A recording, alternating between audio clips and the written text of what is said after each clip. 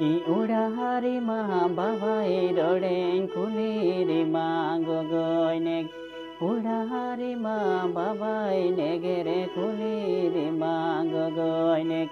tina hili kichiri rordonyan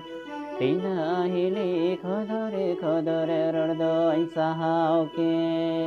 ho marangin tina hili kichiri rordonyan tina hili khodore rordon sahauke Isutri bura paikari jula kiri nyanme marangit Sutri bura paikari jula kiri nyanme marangit Marangili koi ten nundung chan Marangili koi ten jidon khandautin Oh marangili koi ten nundung chan Marangili